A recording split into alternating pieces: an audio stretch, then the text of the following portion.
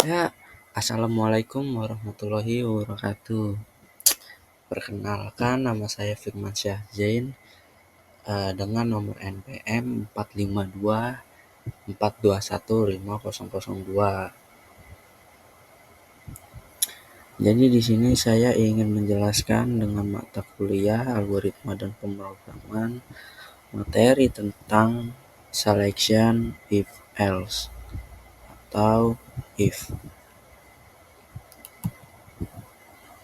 Nah, jadi tuh di sini rangkaian isi materinya itu ada dari dasar-dasar algoritma, struktur kontrol, selection, dan kesimpulan.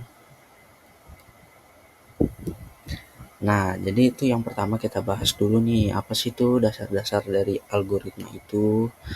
Nah, algoritma itu adalah serangkaian instruksi sistematis yang dirancang untuk menyelesaikan dari suatu masalah atau mencapai untuk tujuan tertentu dalam pemrograman pemahaman tentang algoritma. Sangat penting karena algoritma itu berfungsi sebagai fondasi dalam pengembangan sebuah perangkat lunak. Nah, di sini tuh ada unsur-unsur dari algoritma dan karakteristik algoritma. Jadi yang pertama kita akan bahas dulu tuh unsur-unsur dari algoritmanya dulu. Nah, algoritma itu dapat didefinisikan sebagai langkah-langkah yang logis yang terstruktur untuk menyelesaikan dari suatu masalah. Unsur-unsur penting dari algoritma itu yang meliputi input, proses, dan output. Input itu adalah data yang diperlukan untuk menjalankan program. Nah, proses ini adalah langkah-langkah yang mengelola input itu menjadi output. Nah, output itu adalah hasil dari proses yang dilakukan oleh algoritma. Jadi dengan data yang telah kita susun, yang memang sudah benar disusun, itu kita proses dan kemudian akan menghasilkan output dengan data yang kita perintah atau yang kita buat.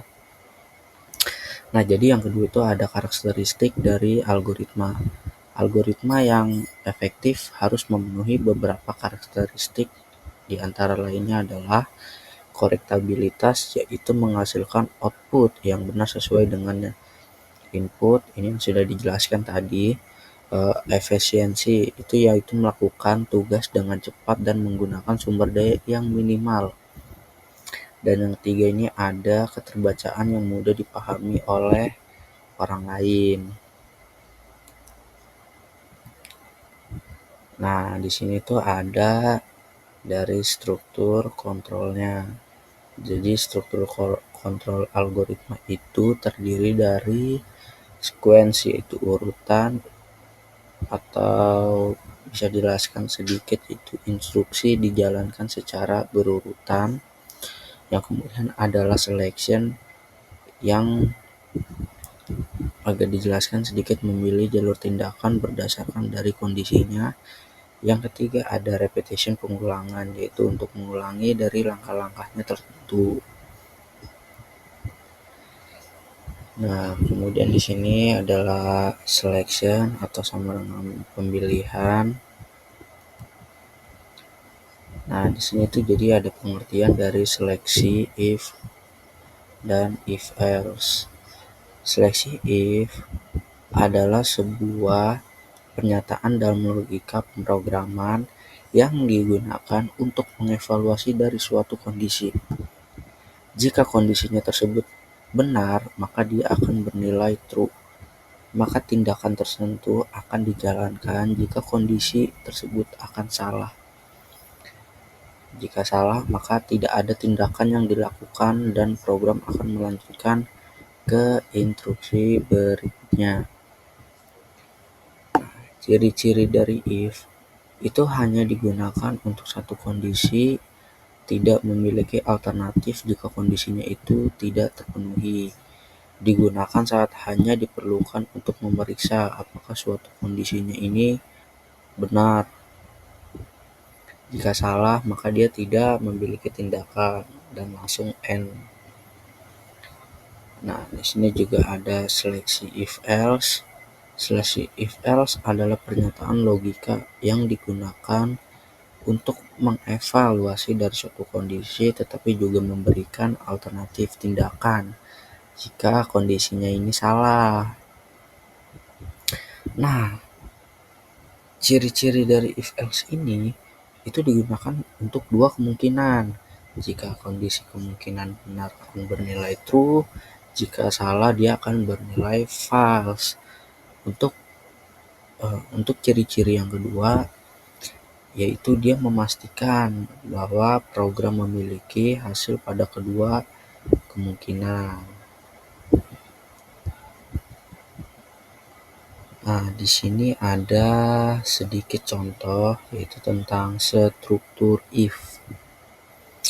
Di sini juga struktur if ini digunakan untuk memeriksa apakah suatu kondisi ini bernilai benar atau true. Nah, di sini ada sintaksnya yaitu if sama dengan kondisinya, yang kemudian pernyataannya ini kalau memang benar ya akan dijalankan dengan benar, kalau jika tidak maka dia akan bernilai false atau tidak memiliki tindakan. Di sini sebenarnya ada contoh programnya dari struktur if. Program ya simpel aja, cuma sekedar contoh. Nah, di sini itu nilai in-nya itu 80. Nah, di sini if nilainya itu lebih besar dari 70. Jika nilainya lebih besar dari bukan 70 tapi 75. Nah, lebih besar dari 75, maka dia akan menghasilkan output lulus. Jika nilainya ini di bawah 75, maka dia tidak memiliki tindakan. Udah seperti N begitu saja. Nah, yang kemudian yang kedua ada struktur dari if else. Struktur ini digunakan ada dua kemungkinan aksi jika kondisinya ini bernilai true, atau sintaksnya itu seperti if kondisi terus kemudian yang pernyataan yang akan dijalankan jika benar, jika tidak pernyataan yang akan dijalankan jika kondisinya ini salah. Nah, di sini ada contoh dari struktur if else, yaitu pertama kalau misalkan dilihat kita tuh nilainya itu 65. Yang kemudian kita masukkan if nilainya lebih besar dari 75. Nah, di sini kita harus menampilkan Anda belum lulus ujian. Jika tidak, maka dia akan menampilkan Anda belum lulus ujian. Nah, jadi itu di sini kan in yang kita nilai itu kan 65, yang sudah pasti itu di bawah 75. Nah, kalau misalkan dia di bawah 75, dia akan menghasilkan output Anda belum lulus ujian, seperti yang ditampilkan di bawah ini. Outputnya Anda belum lulus ujian. Nah, jika nilai yang kita input itu lebih besar dari 75, misalkan 78, 79 atau 80, dia akan menghasilkan output Anda lulus ujian, karena perintah yang kita buat nilainya ini harus di atas 75. Jika di bawah 75, dia akan menghasilkan output ya Anda belum lulus ujian, dan jika di atas 75, dia akan menampilkan Anda ini lulus ujian.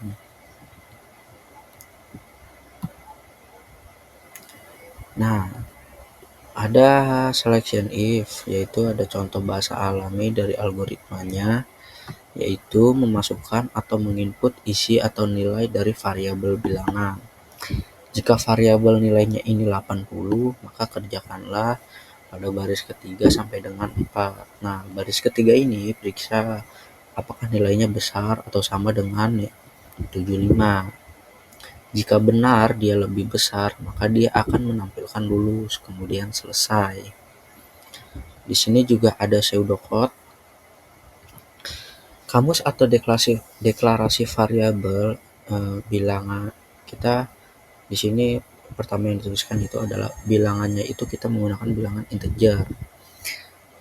Terus yang kemudian di sini ada algoritma dari deskripsinya atau dari deskripsi. Nah, yang pertama kita masukkan input ini dari penggunanya. Kita masukkan nilainya adalah 80.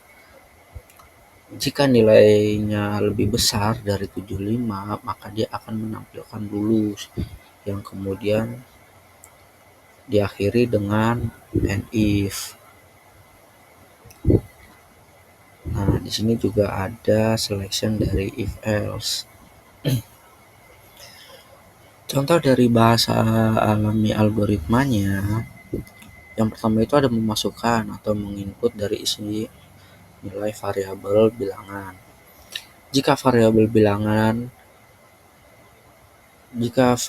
nilai dan diberi nilai 65, maka kerjakanlah baris pada baris ketiga. Jika nilai lebih besar dari 75, maka dia akan menampilkan Anda lulus ujian. Jika tidak, maksudnya jika tidak itu, maka nilainya ini di bawah dari 75 ya. Jika tidak, Anda belum lulus ujian. Itu yang akan ditampilkan jika nilainya di bawah 75. Yang kemudian selesai. Nah, setelah itu ada dari selection if else juga ada pseudocode-nya, yaitu kamus atau deklarasi variabelnya kita tetap menggunakan bilangan integer. Kemudian ada algoritma atau deskripsinya. Pertama ya kita masukkan nilai input dari pengguna.